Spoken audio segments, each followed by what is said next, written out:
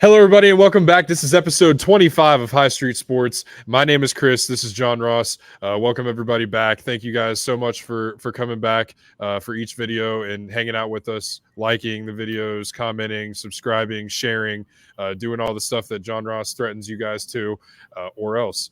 John Ross, what's up, buddy? How you doing? What's going on? What's up, buddy?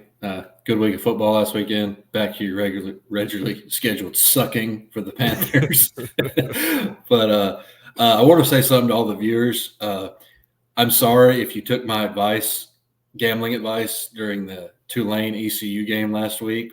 I think I told you bet your car, bet your house, bet anything you had really on Tulane to win, and they did, but Tulane to cover. That didn't happen, surprisingly. And if you're carless or homeless or overall just penniless now, I'm sorry, but shouldn't have listened to me to begin with, you degens. Yeah, well, we're not going to pay for your house, car, or anything that you may have put up, to gamble on this show. We are not experts. This is purely for fun. But, if you did it and you listen to him, take it up with him. I didn't even listen to me. Yeah, no. Well, is what it is. We'll move on.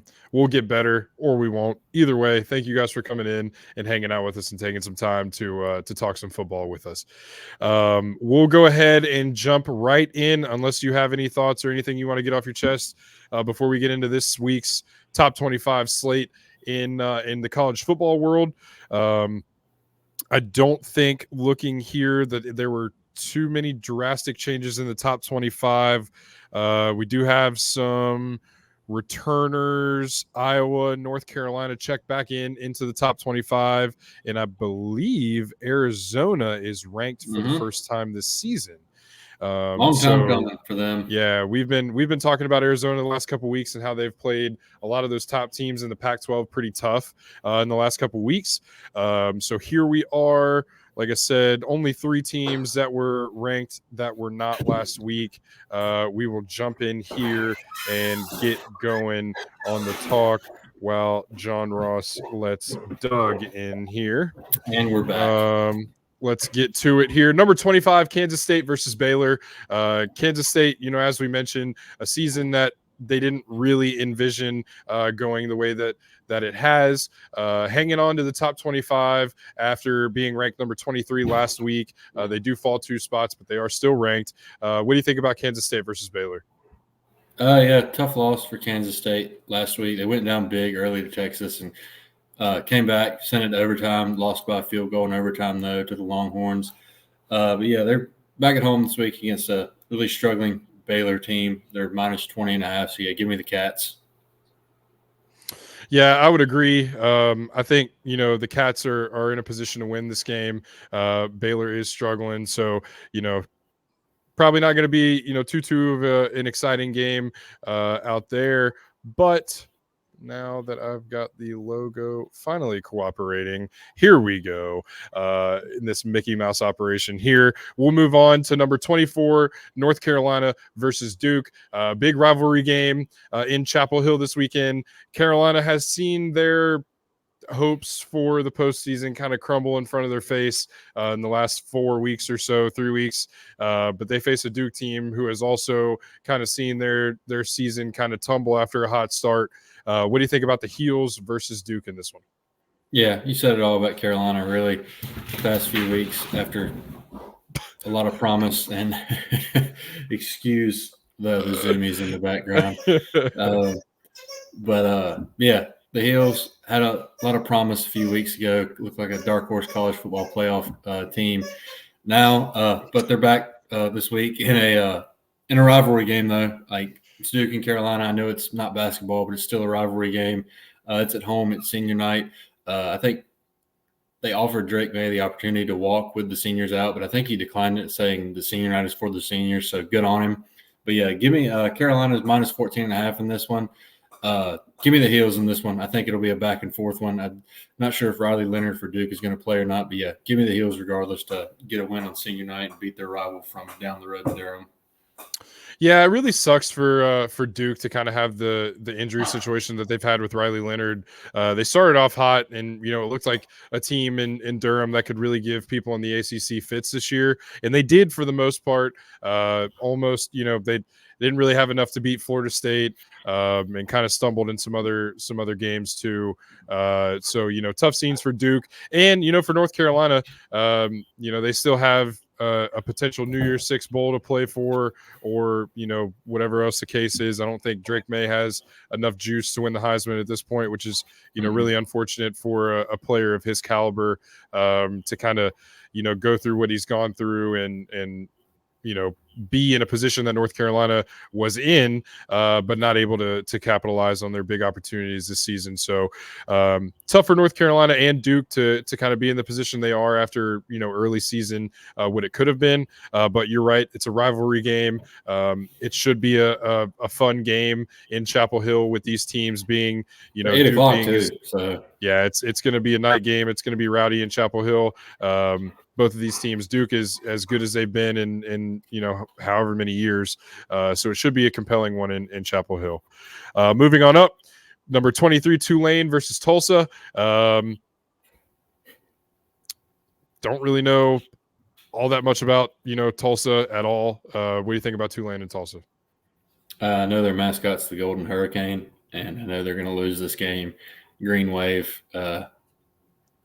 Yeah, hopefully they bounce back after last week. They had no business only beating ECU by 3, but like ECU did against Michigan, the good teams win, but the great teams cover. So yeah, it's quite the spin zone and a moral victory for ECU, if I don't say so myself. yeah, But in a year where there's not too many actual victories, we'll take moral victories. 1 to be exact. Yeah. So, anyways, moving on up, number 22 Iowa versus Rutgers. Rutgers coming off of a game where they really gave Ohio State all they wanted. In Iowa, finally getting rid of Brian Ferentz as their offensive coordinator, which seems to be probably 3 years overdue.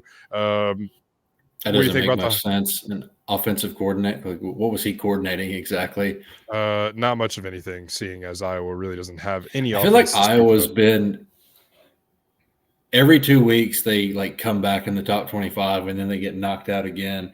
So give me Rutgers. Give me Rutgers to Yeah. win. I think this will be an ugly one, but give me Rutgers to continue the trend for the Hawkeyes. Yeah, this is probably a battle It's of minus the 1.5. So which direction? Iowa. Yeah, I don't know. That's got to be because Iowa's at home. Then But again, I mean, anytime Iowa's been favored by more than 7 points, like this year, I'd feel scared about taking that. So I don't know. I mean, this game will be very ugly.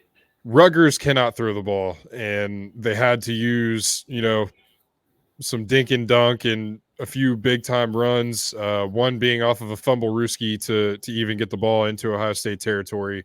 So yeah, Rutgers can't throw the ball. Iowa can't score. This should be quite the barn burner for a 7-2 versus a 6-3 team in at Kinnick Stadium. So Final score 7-5. that's not outside the realm of possibility at all. So we'll see what happens there. Moving on up, as we mentioned, a team that has played above anybody's expectations after the first 2 or 3 weeks. Arizona looked like a team that wasn't going to really be able to do anything. But they've turned it around, and they've played a lot of Pac-12 teams pretty tough here in the last probably like I mentioned 4 to 5 weeks or so. What do you think about Arizona at Colorado? Yeah, Arizona. They've beaten ranked teams 3 times this year. They beat Washington State when they were ranked, UCLA last week, and I think Oregon State the week before that. So they're on a roll right now. Yeah, give me Arizona. They're favored minus 10.5. Colorado, they got blown out last week by Oregon State. Shedeur got sacked, I think at least 5 times again. So, yeah, give me the Wildcats in this one, being on the road. Colorado just doesn't have the defense to make them competitive right now, like we keep saying over and over. Yeah, they don't have the defense, and they've got some turmoil on offense too. Relieving, cannot remember the coach's name at this point in time. Relieving the offensive coordinator of his play calling duties. So that's not great when you demote an offensive coordinator mid-season. Just another thing that Prime's going to have to figure out in Colorado. But yeah, I'll take Arizona in this one as well. Moving on up in before we move on from that. I think I saw somewhere that Shadur had been sacked 45 times this year, and there's That's still good. 3 games to play. Sounds accurate. Can't Kelly's win. sacked, I think, 12 times the past 2 games. Yeah, you can't win like that. And, Apparently, he's not going to go to the draft either. well, I don't know if Which I don't think he should. Like, no. I know, like, he's put on a show this year, but he needs. I'd like to see him when he's got a better team around him. Hopefully next year, see if he's really is as good or if he's just getting garbage time stats. I mean, not say he is good, but I do think he needs one more year, especially with this crop of QBs. Yeah, going to the draft next year. Yeah, got to give Prime some more time to get no pun intended, some time to get some recruits in there and do his magic in the portal and see what happens there. But I agree with you there. I don't think he should leave just quite yet. Moving on up, number 19, LSU versus Florida. LSU, kind of in the first half and really through the first, I guess, 2.5 quarters, gave Alabama all they could. Just defense failed them once again. I don't really think there's much to be said more after that. Versus Florida, a team who, again, kind of had an up and down last couple weeks, month and a half or so, and then that came to a screeching halt the last 2. What do you think about the Tigers versus the Gators? Yeah.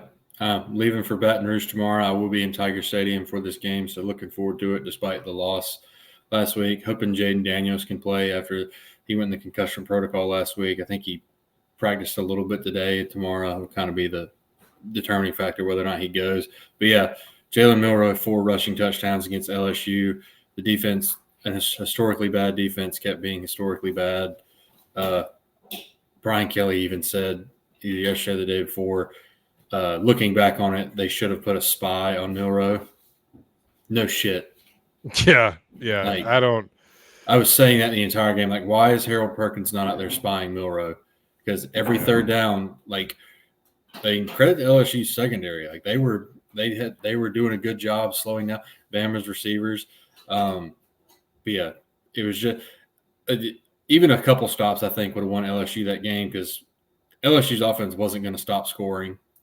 The offense is one of the best in the country. But yeah, going into this game, they're whether or not Jaden Daniels plays, I think LSU wins. Florida's coming off a loss at home to a bad Arkansas team in overtime. So yeah, give me the Tigers in Death Valley on Saturday night.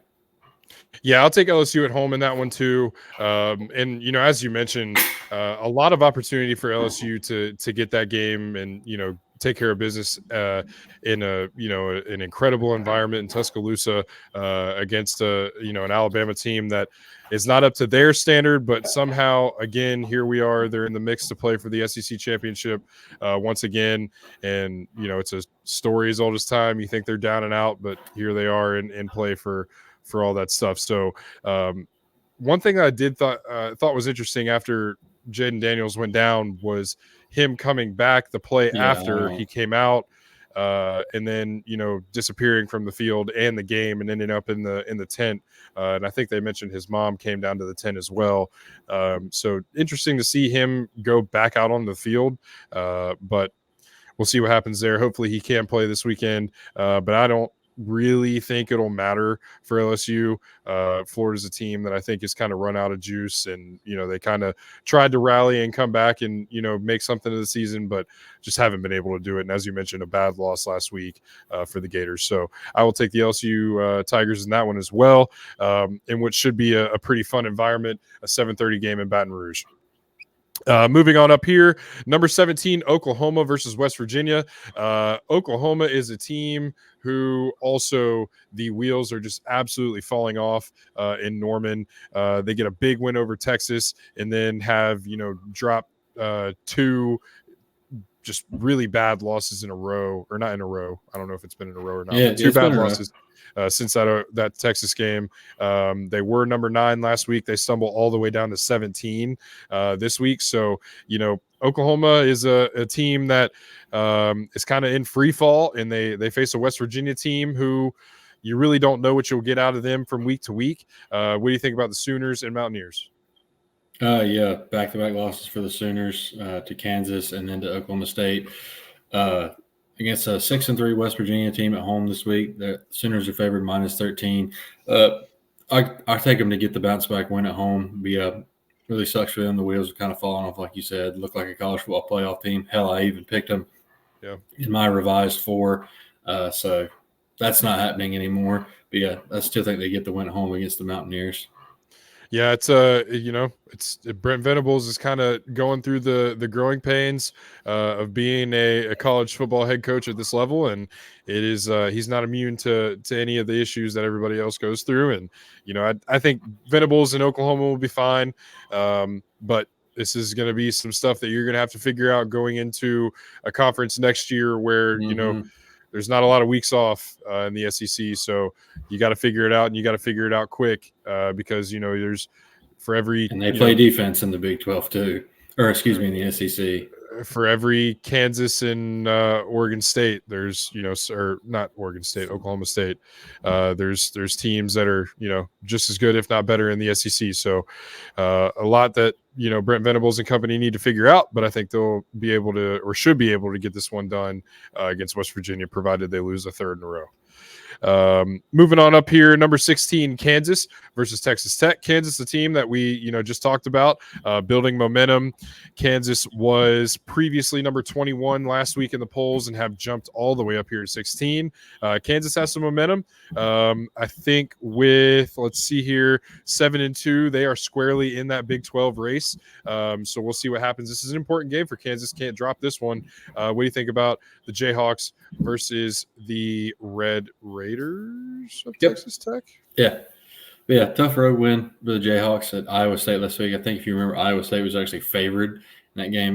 But Kansas keeps winning even without their star quarterback Jalen Daniels being out. And I think they keep it rolling this week. They're only favored -3.5 at home.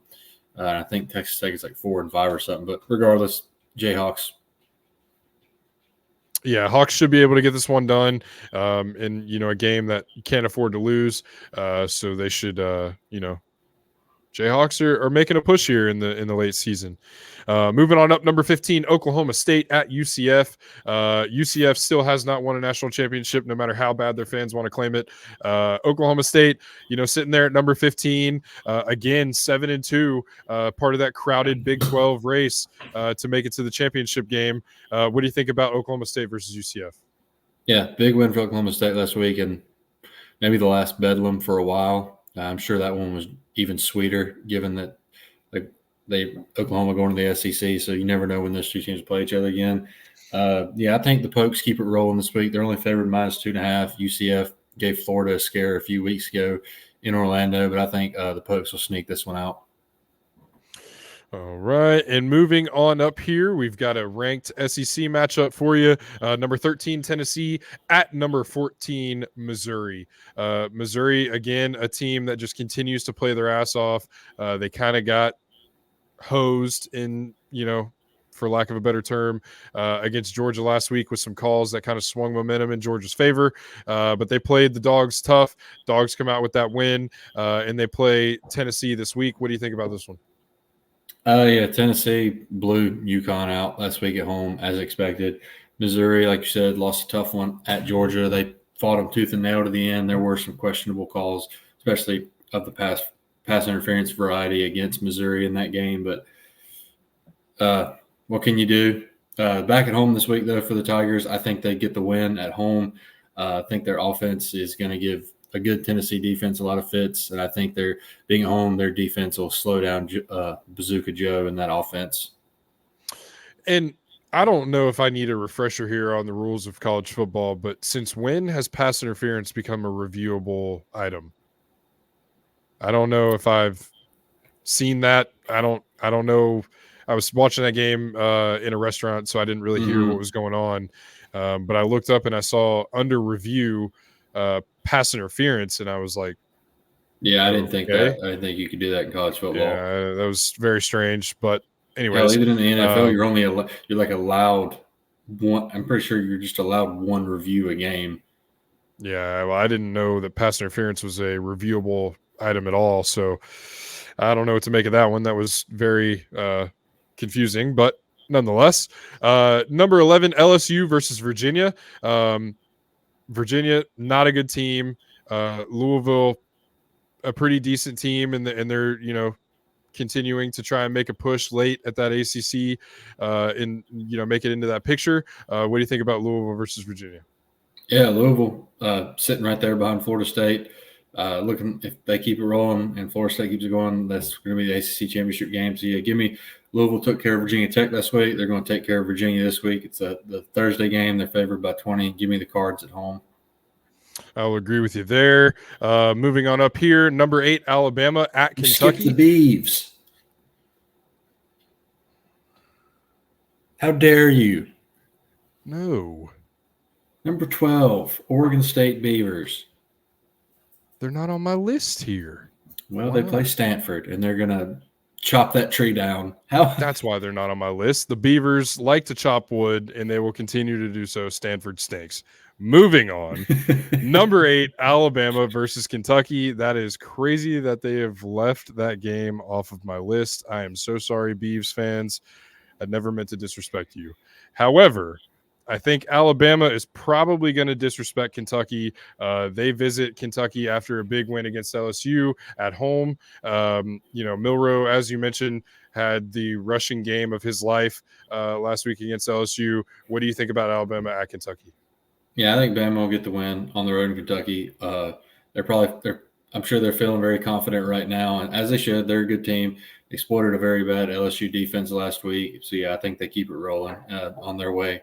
Looking like, barring any losses, on their way to SEC championship game. It's really unbelievable. The more we say it, the more I can't believe it. But that's why Saban is who he is, and that's why Alabama are who they are. No, moving on up. Number 17. Oh, excuse me. Number 7, Texas at TCU. I don't know the status of Quinn Ewers as of right now. I think Sark upgraded him from week to I think on Monday or Tuesday, from week to week to day. So he's practicing this week. I don't know if probably on a limited basis, but there's a possibility he could play this week. I wouldn't play him though. Yeah, I was about to say I don't know if they'll need to in this one. But what do you think about the Horns and Horned Frogs? Yeah, really a 180 of a season compared to last year for TCU. They're 4-5. Texas is favored by 10 in this one. Whether or not Quinn Ewers is out there, give me the Horns in this one. Yeah, I'll take the Horns in that one, and probably big in that one. As you mentioned, a complete 180. It's kind of wild to think that TCU played for a national championship last year, but that's the beauty. What did they? Wasn't that score like 55-3? I don't know. They dressed. They beat Michigan. They did beat Michigan. Fucking cheaters. Anyways, moving on up, number 6, Oregon versus USC. If you would like to hear our complete thoughts about the whole Michigan situation, we just did an episode, Vince and I, just a couple seconds ago. So be on the lookout on the YouTube for we isolated that Michigan conversation. So that should be up tomorrow. Well, it'll be after this is played. So just look at the YouTube. Number 6, Oregon versus USC. Oregon, is going to be a blowout. Yeah, squarely. Oregon is in the mix here in the Pac-12. USC is not. They are no longer ranked, nor should they be. Their defense stinks. Oregon's defense does not stink, nor does their offense, led by Bo Nix. What do you think about the Ducks versus the Trojans? Yeah, they're favored -15. I think they could potentially double that. Oregon's tough to beat at home. Mm-hmm. This is going to be a blowout. USC's defense is going to get absolutely wrecked in this one. Yeah, Kayla, there's not enough points. That scoreboard might break. Yeah, in my opinion. USC is an interesting one. And we've talked about, teams moving conferences and things like that. USC has a tall task in front of them to get ready to go to the Big Ten next year. And if they're getting, pushed around in the Pac-12 the way they are, and I know the Pac-12 is a deep conference this year. I know there's a lot of good teams in the Pac-12, but if they're getting pushed around the way they are in the Pac-12 this year, when they come to the Big Ten and they play the big dogs in the Big Ten, it's going to be more of the same if they don't figure Especially out when what's they going come on. to the Big Ten and play the big dogs. You got to go to Columbus or Ann Arbor or Happy Valley in the late fall. It gets cold, and it doesn't get cold in Southern California. Wisconsin, Oh God, Iowa, I didn't even think about Wisconsin. yeah, Minnesota. Like, Minnesota's not having a season that they're used to, but I think that's an underrated aspect of all this conference movement is that, you're going to get a lot of teams that aren't used to playing in cold weather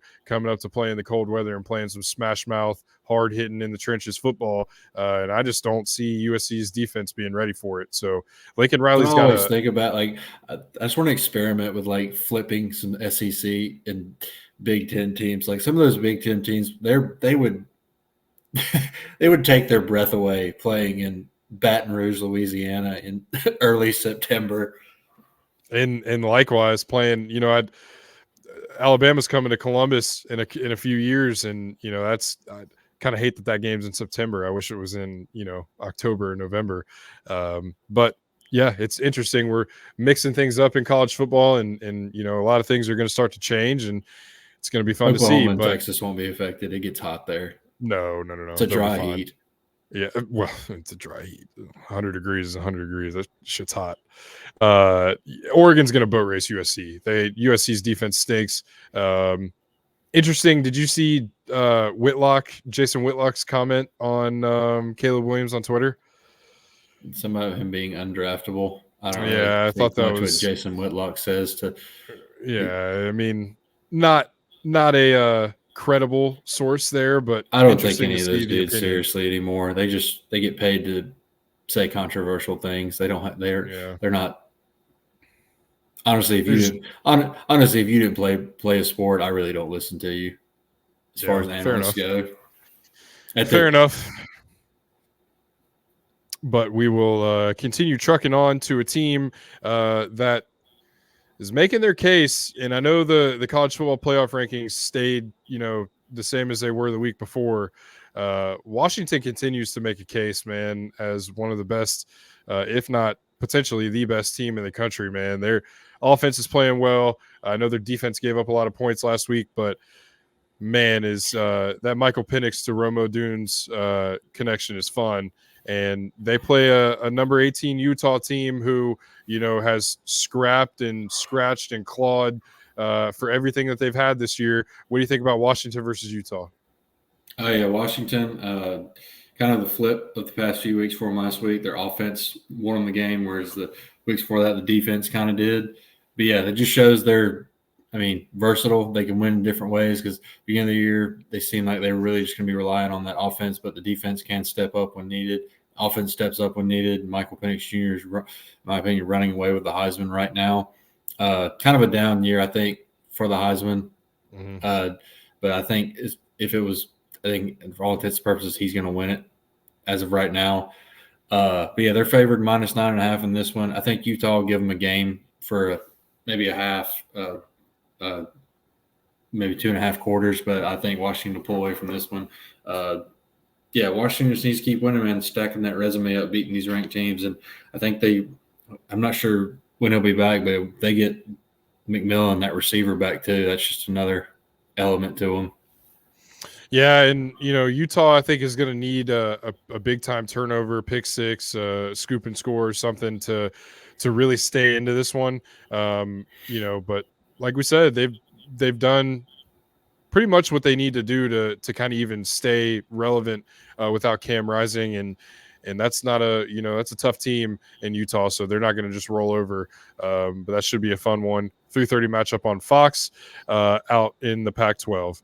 Moving on up into the top four, number 4 Florida State versus Miami. A couple weeks ago, this looked like a compelling matchup. Now it really doesn't. Miami kind of has fallen off the wagon. What do you think about the Seminoles and Hurricanes? Oh yeah, Florida State. They beat Pitt last week. I'm not sure what the final score was. I know they went down a little bit early, but I know they did win. But yeah, like we talked about a few weeks ago, this game looked really exciting 4 or 5 weeks ago. Now, I mean, Miami is 6-3, but Florida State is at home. They're favored by 14. Give me the Noles. Yeah, I'll take the Knowles in that one as well. Moving on up to the game of the week, in my opinion, number 3 Michigan at number 10 Penn State. Michigan, who has not yet played a single team with a pulse, finally goes on the road to Penn State in what should be a massive game in the Big Ten. This is a game that has pretty big implications. If Penn State were to beat Michigan, that kind of changes the tiebreaker situation in the Big Ten as far as the top of the East. So there's a lot at stake here. Penn State could get back into the Big Ten title race if they win this game. Michigan would stay, undefeated and keep their quote unquote dominance on the table here if they do win this game as well. What do you think about the Wolverines and Nittany Lions? Yeah, Michigan's favored -4.5. They took care of Purdue last week. Penn State took care of Maryland on the road. Made me look dumb for picking Maryland. But regardless, something about this game, I don't know what it is. I don't trust Drew Aller. I get there in Happy Valley, but that -4.5. I think Michigan's going to win. I think it'll be close for a little, maybe the first half, 2.5 quarters. But I think Michigan will pull away and get their first true win of the season on the road in Happy Valley. I don't know what. Ohio State's defense shut Drew Aller down. Michigan has a very elite defense too. I think they're going to do the same. Yeah, it's an interesting game here, and especially when you look at, like you mentioned, Drew Aller and the way that he threw the ball against Ohio State, just didn't look really comfortable at all with any sort of pressure in his face. And Michigan's going to bring, bless you. Michigan's going to bring pressure. They're going to make it uncomfortable for Drew Aller, and it might be more of the same. Unfortunately for them, they're going to need to figure out a way to run the ball and figure out a way for Drew Aller to stand on his feet and have some time to throw the ball to his receivers. So if Drew Aller can't get that ball out, and if Michigan makes his life hell, it could be a really long day for Penn State. But on the other side of it, Penn State has a pretty good defense, and it will be by far the best defense that Michigan has played to this point. That's what I'm looking for. How does Michigan's offense do? Yeah, and they're going to need those two running backs to make plays, and don't they have like 8 now? I feel like when you look at their box score, like 7 different dudes get carries now.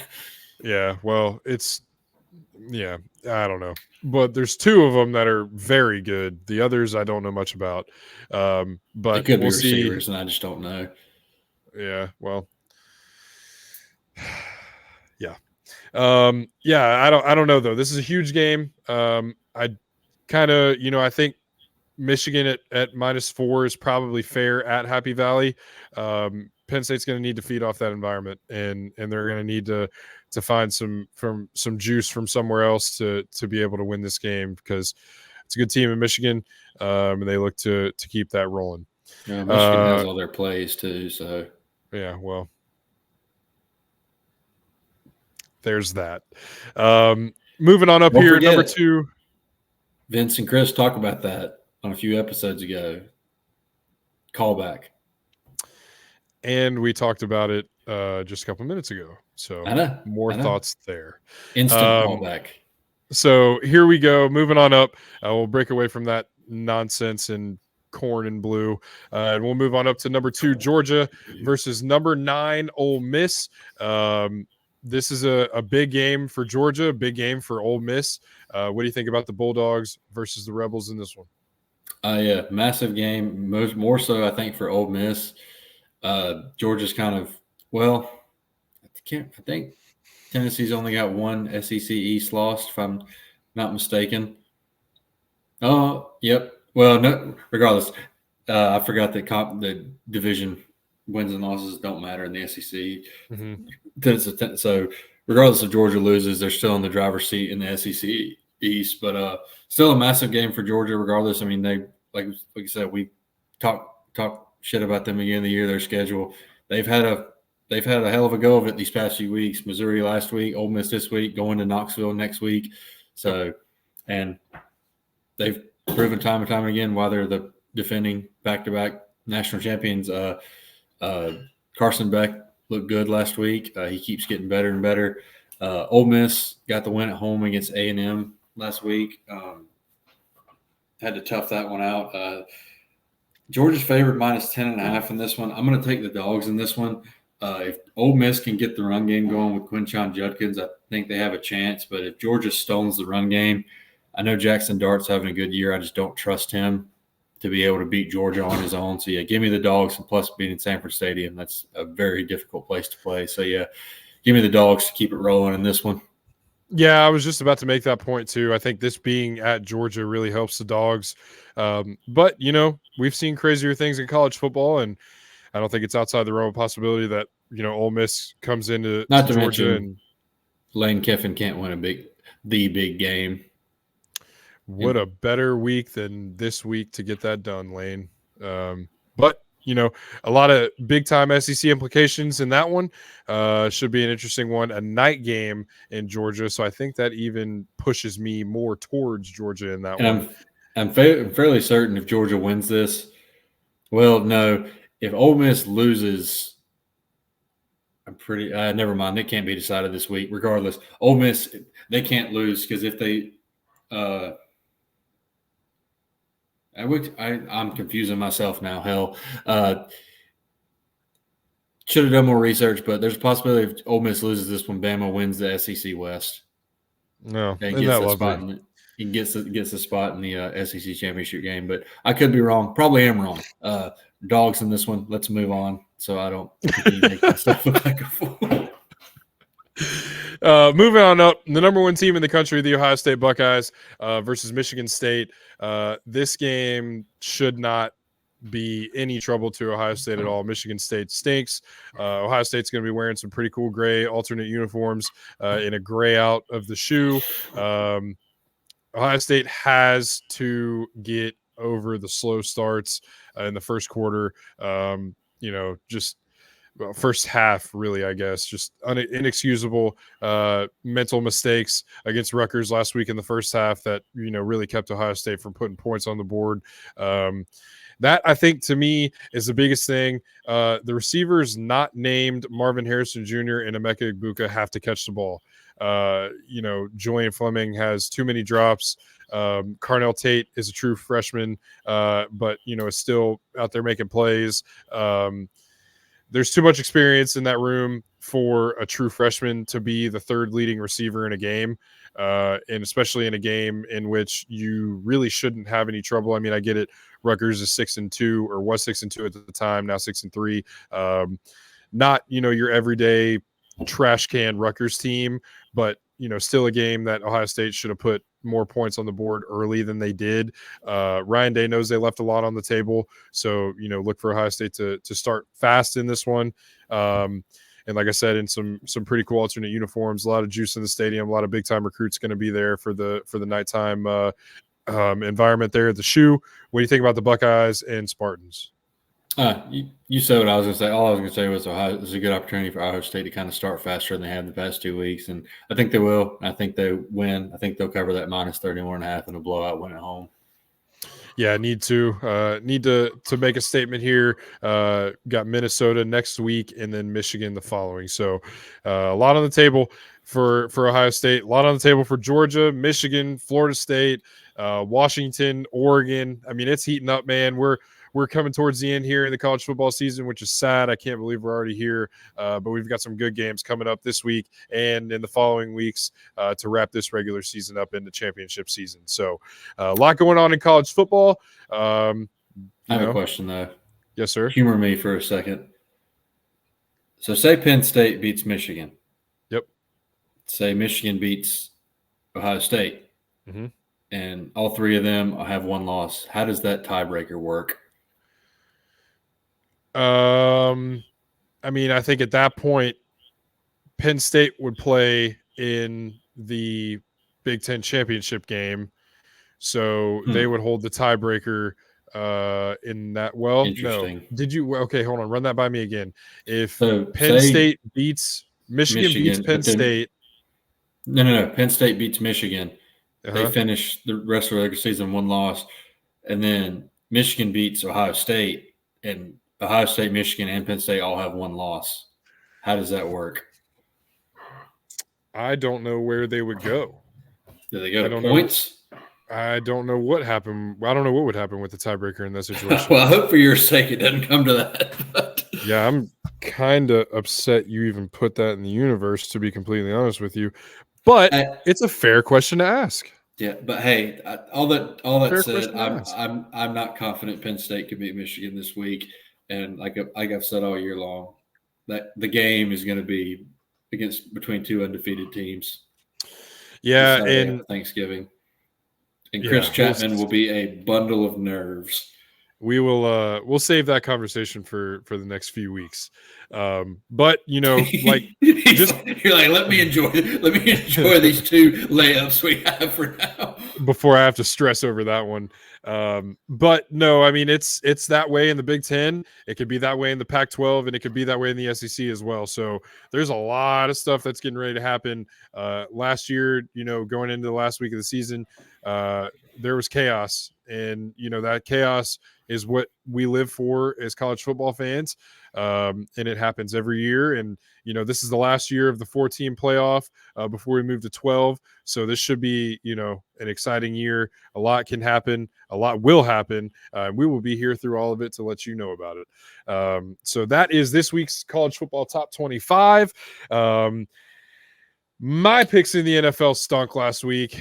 I can't believe that I picked the Jets over the Chargers. Also can't believe that I picked the Seahawks over the Ravens, but here we are. My overall record is 73-65. It is really closing the gap in the wrong direction here. How are your picks doing, sir? I'm surprisingly, I went 8-6 last week. For a second there, I thought I was going to finish worse than you did because I looked at the scores after the 1:00 games, and all of a sudden I went from being like 2-1 to 4-5 in the blink of an eye. But yeah, I finished 8-6 to get me to 82-56. But hey, we're back. We're week 10. That's crazy too. We're over halfway through the NFL season now too. But I can't believe it, dude. It goes faster and faster every year. Yeah. Week 10, we're here. We're going to start off with Thursday Night Football. A real stinker, in my opinion. Bears at Panthers tomorrow night. Both teams coming off losses. Bears lost to the Saints last week. Panthers lost at home to the Colts. Chicago actually favored in this one, -3.5. Justin Fields. I'm not sure if he's played or not. Whatever the hell his last name is, his interview today, he said he was doubtful. Then he said he was out. Then he said he was doubtful. Then he said he was 51% sure he was out. So I don't know what's going to happen. As far as I'm concerned, Justin Fields isn't going to play tomorrow. So whatever that dude's name is, Tyson, last name starts with a B, he's going to play. Bears, Tyson Bangett will start tomorrow. Okay. So, yeah, he's back in tomorrow. Panthers going to be without Brian Burns, who's in the concussion protocol. A really tough blow for them. DJ Moore back in Bank of America Stadium. He's probably going to have 200 yards receiving. Panthers tough one last week. Held the Colts to under 200 yards of offense, under 100 yards of rushing, but 2 pick sixes by Bryce were the killer in that one. Lost 27-13.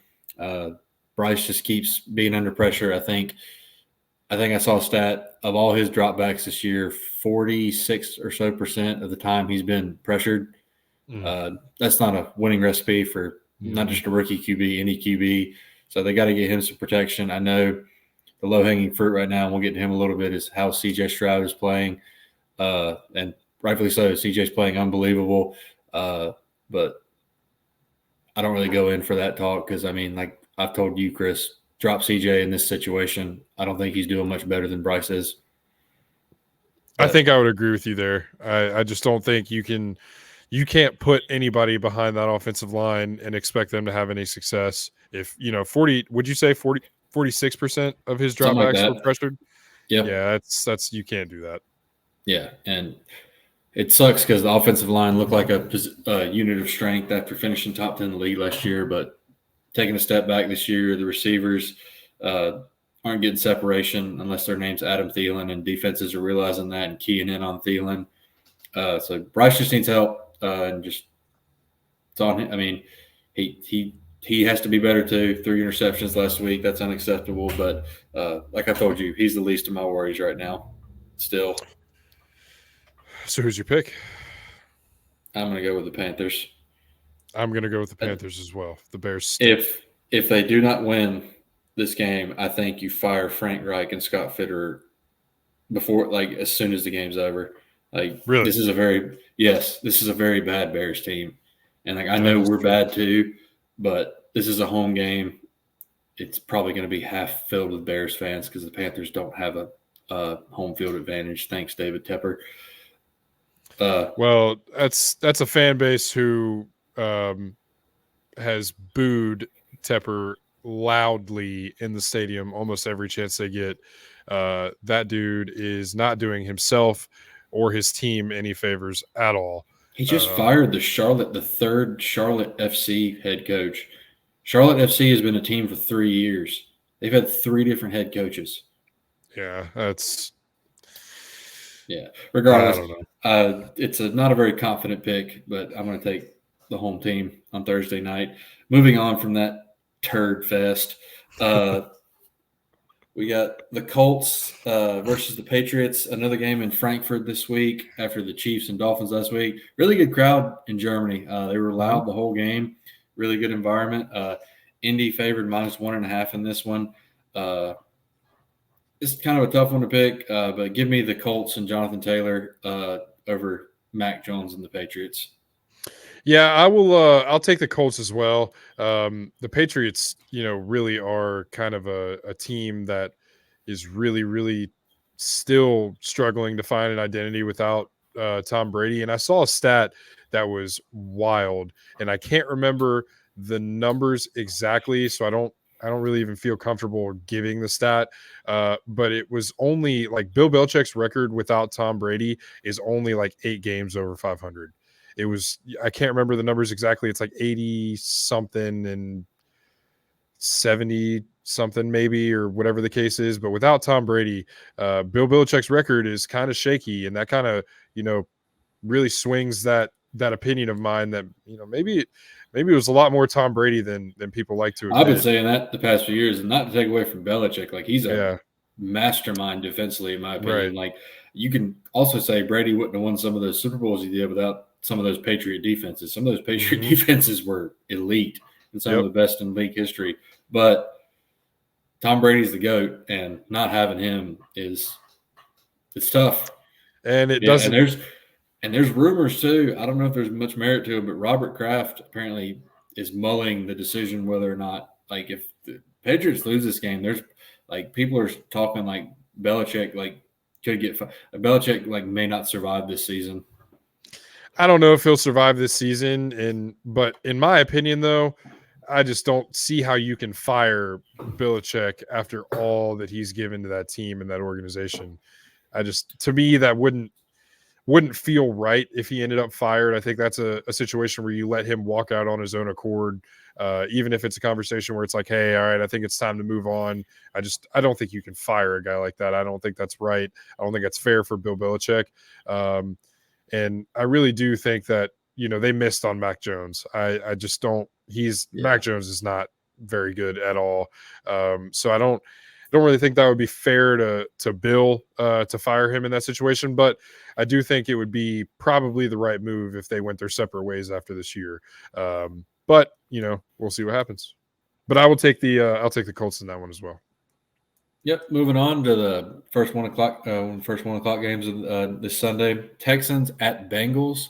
Good game in my opinion. Cincinnati favors -7. Texans got a really massive win at home against the Bucs last week. Less than a minute left. C.J. Stroud drove down the field, hit Tank Dell for the game-winning touchdown, finished with 478 yards. 5 touchdowns. Dude's playing lights out right now after just a great performance after kind of a bad one the week before at Carolina. But dude's running away with Offensive Rookie of the Year right now. And the Bengals on the flip side, big win against Buffalo last week on Sunday night. Bengals are rolling right now, really making everyone forget their struggles beginning of the year. I mean, but nothing new. The Bengals the past few years have struggled to start the year and then gotten hot and not look back. And I think they're not going to. I don't think they're going to look back yet in this one. I think this will be a tough game. Even though CJ's playing really well, I think this will be a tough one for the rookie to go on the road and battle Joe Burrow in this one. So give me the Bengals at home. Yeah, it's and I think more so for the Bengals. Obviously Joe Burrow in his resurgence this year and being healthy and seeing him really be able to go out there and be Joe Burrow, that is obviously huge for the Bengals. I don't think anybody's going to discount that. What I think is more important for the Bengals is the way their defense has started to play. Their defense is really starting to clamp down and really kind of impose their will, and they did that against Buffalo last week. And I think as you said, that's going to be tough for CJ to go in that environment and pull out a win there on the road against a really good team who's battle tested and has played for championships here in the last couple of years. But man, I will say though, there's something about that Texans offense. Noah Brown is seeing a bit of I don't want to call it a career resurgence because he had a pretty good career with the Cowboys there. But Noah Brown is one of CJ's safety blankets. As you mentioned, Tank Dell is playing well. So it's my fantasy team thanks you. Yeah, and it's a situation where if the Texans went in and won that game, I would not be shocked whatsoever. And it's because CJ is playing above his youth. He's playing like a seasoned veteran as opposed to a bright-eyed, bushy-tailed rookie. And it's been incredible to see his poise and how he's played and how he played last week, and especially that last drive. I think you text me and said that the Texans were getting ready to lose a heartbreaker, and then you said just kidding, CJ to tank, and it was like, man, I didn't expect that at all. So I say all that to say this. I think I am going to you know what? Screw it. My record stinks. I'm 73-65. I don't have anything to lose here. High Street Sports upset pick of the week for Chris Chapman is the Texans going into Cincy and getting an upset win. All right. We like it. My upset pick of the week did not pan out last week. There's a good chance. Who was it last week? It was the Seahawks over the Ravens, and I have egg on. I have a lot of egg on my face that I'm still cleaning off. So hopefully I don't end up with the same situation this week. But you might be right, because every time, I picked him last week and he finally won, but every time I've picked against the Texans this year, they've won. So you have that going for you, and I have that going against me. Yeah, but yeah, next game. Two teams coming off losses last week. The Titans lost on Thursday night to Steelers last week. Buccaneers, like we just talked about, lost that heartbreaker to the Texans. Bucs are back at home this week, favored -1. Surprised it's that low. Bucs have had two tough losses back-to-back weeks. Thursday night against the Bills the week before, and then last week against the Texans. So give me the Bucs and Baker getting a win back at home this week against the Titans. Will Levis struggled last week against a really good Steelers defense, and I think he's going to struggle this week against a pretty good Bucs defense. Yeah, it was sweet from my Ohio State fandom side to see CJ, pull off that win against Baker to avenge the flag plant that we still have not forgotten about in the turf. Baker, you idiot, can't plant a flag on turf, you dummy. It's not going to stick. But still love you, Bake. But yeah, I'll take the Bucs in this one to get this one done. And next up, AFC North divisional game. Two top teams in the AFC North. Well, I think the Steelers are right behind them. They're still hovering around there. I believe it's Baltimore 6-2, and then the rest are 5-3. Okay. So yeah, Browns at Baltimore this week. Baltimore -6. Baltimore coming off an absolute drubbing of the Seahawks last week. Baltimore looking like one of the best teams in the league right now, if not the best team. Like I said, making me feel very confident in my pick to have them represent the AFC in the Super Bowl. May have found another weapon in the form of former ECU running back Keaton Mitchell, 9 carries, 138 yards, and a touchdown. Glad he's finally getting some burn. I don't know how he went undrafted. The dude, I mean, he reminds me a lot of Darren Sproles. I'm not saying he is Darren Sproles, but he's small. He can catch out of the backfield. He's got game breaking speed. If there's a defender, especially if it's a linebacker within 5 yards off of him, he's gone. Yeah, the dude is just lightning quick. And but I think other side, the Browns got a big win last week against the Cardinals. I think it was 27-0, was it not? Yeah. Shutting the Cards out. Deshaun came back, had a pretty good game. Defense kept doing what it's been doing all year. I think this will be a classic knockdown, drag out, slobber knocker of an AFC North battle. But I do think the Ravens get the win in a very low scoring game. I say Ravens 17, Browns 13. I am going to disagree with that. And the reason I'm going to disagree with that is because of a gentleman named Myles Garrett. Myles Garrett is playing like a man possessed over the last probably 3 weeks to a month. And, moreover, Grant Delpit is playing well. Denzel Ward is playing well. Zadarius Smith is playing well. The Browns defense is really, really good. And if they can give the offense enough possessions to go out there and, maybe eat some clock, maybe, go out there, you got to put up points. And I think this is going to be a low scoring game, like you mentioned, or lower scoring game. I'm going to pick the Browns 20-17 in this one. I think they find a way to make this game, kind of work in their favor. I think, the defense is going to come out and set a tone, and they're going to have to because Lamar is Lamar. And as you mentioned, they might have found a diamond in the rough there with Keaton Mitchell. So it's going to be a tough game. All these AFC North games are always tough. Good defenses on all 4 teams in the division. And, that's not an exception in this game. So I think it might be a little bit of a battle of the defenses, but I think Cleveland comes out with a field goal win in this one. All right. Then we deferred on back-to-back picks, I think. Oh, no. 2 picks already, so breaking the trend of the past few weeks.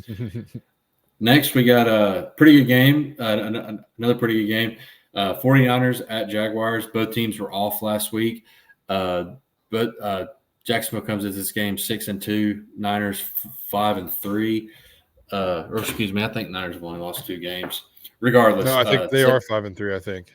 Okay. Yeah. But, yeah.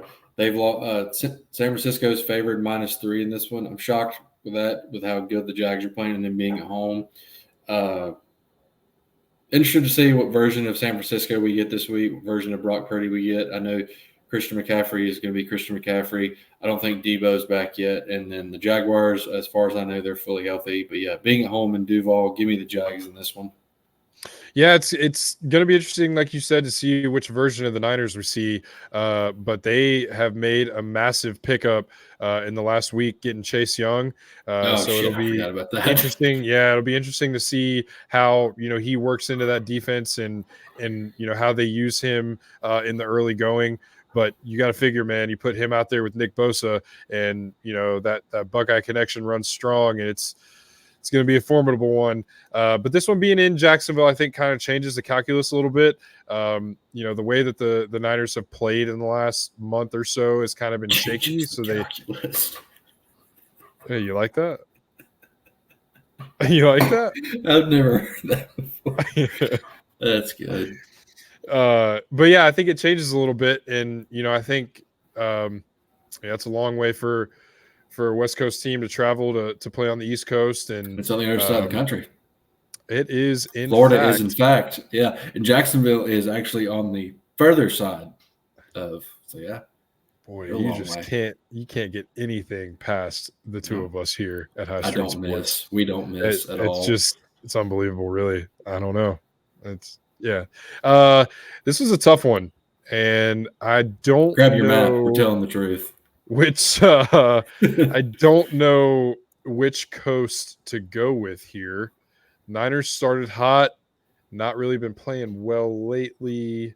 This is a Jags prove it are game for playing Jacksonville well. to me. I know they beat the Bills a few weeks ago, but this is, I think, a true prove it game to like, hey, we're one of the best teams in the league. This isn't the Jaguars of old. We're here. We're here to stay. And on the same token, it's a prove it game for Brock Purdy. Yeah. Purdy he went what 9-0 to start his NFL career, and then now you're sitting here, you get punched in the mouth a few times, and you lose a couple games. This is one that the Niners need, and they need to get this one to come back and get on the right track. So I'll go with the Niners in this one.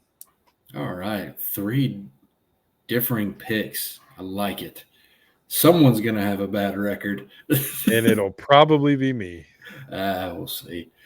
Next, we got the Saints at the Vikings. Saints coming off the win against the Bears. Vikings coming off a massive win, and a cool story too. At Atlanta, Josh Dobbs gets traded to the team. Doesn't even get to practice and is the starter for this game. I saw a video of him like in between series, like with the offensive line, like showing them, like getting them familiar with his cadence, and just incredible to go in there and get that win. I guess pretty good Falcons defense too. Mm-hmm. Vikings being at home, they're 5-4. They look dead to start the year. Not saying they'll win the NFC North, not saying they'll make the playoffs, but they've got some good momentum right now being at home. I know the Saints have a good defense, but give me Josh Dobbs and the Vikes. Yeah, there's just something weird that is going on with the Saints offense, and we talked about it. I've never really, Derek Carr is just, I think he's on a downward trend, and I think you're seeing that kind of play out in front of your eyes. So I don't know, man. That is an interesting story. Defer again? Unbelievable. No, I think yes, we are. I'm gonna go with the Saints. All right. Get it together, Derek, and quit being a baby. Turd. Next, we got the Falcons, who we just talked about, lost to Josh Dobbs and the Vikings. At the Cardinals, who got shut out by the Brownies. Kyler Murray back this week, going to be starting. Atlanta, Taylor Heineke is still going to be the starting quarterback, as from everything I've seen, favored -1.5 in this one. This is kind of a tough one in my opinion. But so I don't know how you don't know how Kyler's going to do coming off an ACL injury. Give me the Falcons in this one in an ugly game. Yeah, I'll take the Falcons as well. How many hours of film do you think Kyler watched while he was rehabbing? Not enough. Yeah, give me the Falcons. Yeah. Damn. He's a big gamer too. Modern Warfare 3 comes out on Friday. Falcons are winning. yeah. Cardinals are cooked. Yeah. Kyler's going to be on the sticks all weekend. Yeah. Yeah. Yeah. But yeah, next up, we got the Lions at the Chargers. Lions were off this week. Chargers got the win on Monday night against the Jets. Detroit -3 in this one. I'm going to go with the Lions just because I don't trust the Chargers to make me right back-to-back weeks, and Detroit's really good. Chargers don't do well against good teams. Yeah, give me the Lions and MCDC. I'm running into an issue here because out of the last 2 times that I have picked a Chargers game, they proved me right 2 weeks ago, and I picked the Jets last week, and the Jets screwed me. So I'm going to go with the Chargers, and hopefully that will be 3 Chargers wins in a row. And, if it's if they deferring picks now, I think so. I think so. All right, we got some parity now. Here we go. Let's go. Here we go now. And then next up, NFC East matchup. Giants at Cowboys. Dallas -16. That'd be one of the biggest spreads I've ever seen in an NFL game. Giants lost Daniel Jones for the year to an ACL. Sure, Giants fans are really upset about that. I hope you get well, Daniel Jones, but he wasn't playing good. And now Danny fucking DeVito will be starting quarterback for the Giants. What a name. It sounds like they just drove around New York and were asking people, hey, you want to play quarterback for the Giants? Yeah. And they just picked up some Joe Schmo out in Brooklyn. But yeah. I've literally never heard of this guy in my life. Yeah, well, you're going to hear a lot about him on Sunday because the Dallas defense is going to throw him around Jerry World like a rag doll. Give me the Cowboys. Micah Parsons might just walk around with him on his shoulder. Yeah, give me the Cowboys. Going to turn him into Gabagool. Yeah. Yeah, freaking in the backup quarterback, Joey Bag of Donuts. Somebody get the fresh mutts. Next up, we have two teams that screwed Chris last week. Commanders at the Seahawks. Chris said he was never going to pick the Commanders again, and they heard him and got the dub last week. Seahawks heard that they picked him against the Ravens, and they also didn't want to give him that. But yeah, Seattle -6.5 in this one. In Seattle, I think it'll be really hard for Sam Howell to come in there and get that win. So give me the Seahawks at home. Yeah, I will stand by it. I will never pick the Commanders again, even if the Seahawks absolutely just took me behind the woodshed and treated me like Old Yeller. I will take the Seahawks. I think the Ravens did that, but yeah. Well, yeah, Anywho, we're back picking the same teams, as you can see. Next up, Sunday Night Football. Wow, just great primetime football this week. Jets at the Raiders.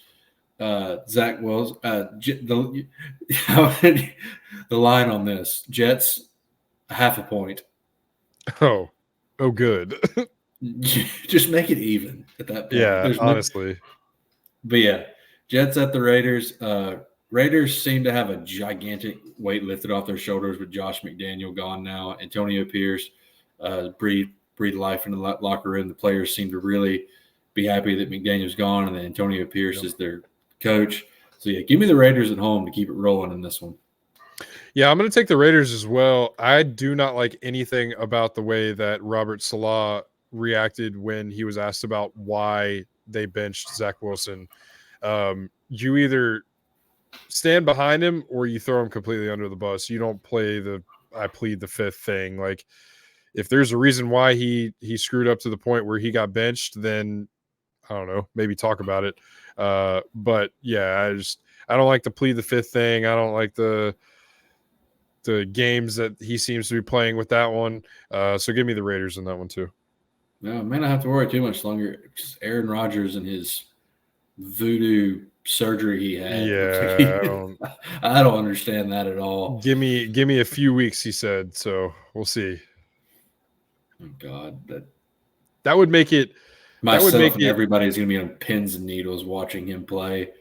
If I'm not mistaken, give me a few weeks. A few weeks from last Sunday would be like something crazy, like 3 months in a week or two since he had that surgery. I don't know.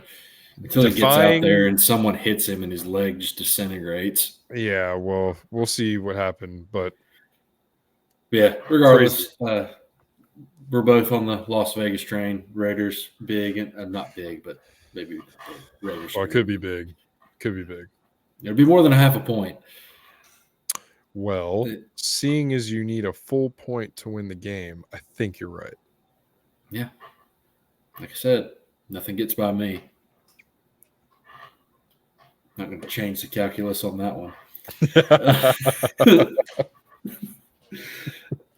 Lastly, Monday Night Football, Broncos at Bills. Broncos were off last week.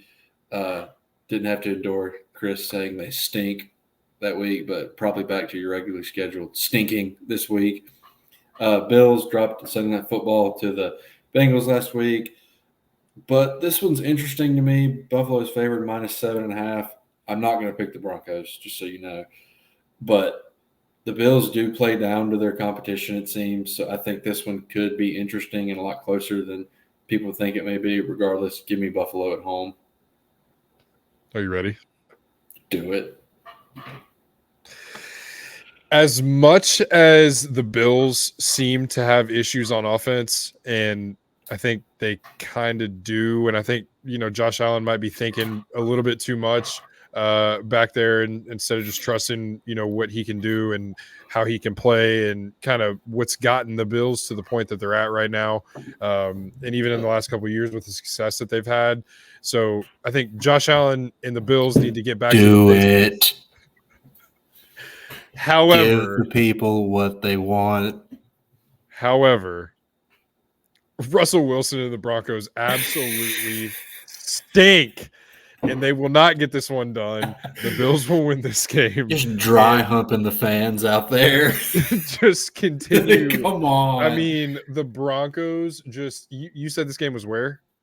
It's in Buffalo. They will stink up and down Buffalo all over the field until they inevitably just ride their bucking Bronco right into the Niagara Falls. Just gonna edge the fans like that. Well, I can't just come out and Tour. I can't just come out and give them what they want. I got to tease it a little bit. Fuck them. They suck. You heard it here first. Chris hates all of you. Well, not all of you, just Russell Wilson. Pick a school, bro. You're either going to be from state or you're going to be from Wisconsin. No more of this whole pack of Badgers garbage. Yes, he said that. Loser. Yeah, on every intro, Russell Wilson, a whole pack of Badgers. Whatever. Pack of Badgers country. Yeah, let's ride. Yeah, whatever. Chris isn't riding this week. He's not riding what you're selling, Russ. Oh, I'm riding, but nobody circles the wagons like the Buffalo Bills. Correct. But enough of that. But enough about Chef Russ. That's it for our NFL slate this week. We're having fun. Football season it's over halfway gone, but we're gonna make the most of it. Keep it rolling here. Keep shitting on. Well, Chris is going to keep shitting on Russell Wilson and the Broncos. I'm going to keep suffering from the Panthers. But hey, tomorrow's a new day, and we're here. It is what it is. Sports are what they are. Football is what it is. It's heating up. The temperature's dropping, but the football is heating up. That's kind of how it works in this season. We'll be here. Ooh, no cue cards here, folks. Put it on a t-shirt. Thank you guys again for dropping back in and hanging out with us doofuses while we talk football. Please remember, always like, comment, subscribe on the YouTube. Share the pod if you like it. If you don't, I don't care. Share it anyways. I'll get you. But yeah, keep dropping back in here. Keep hanging out with us. We'll be here for the rest of the season and beyond. For John Ross, my name is Chris. This has been High Street Sports. We'll see you next time. Thanks, guys.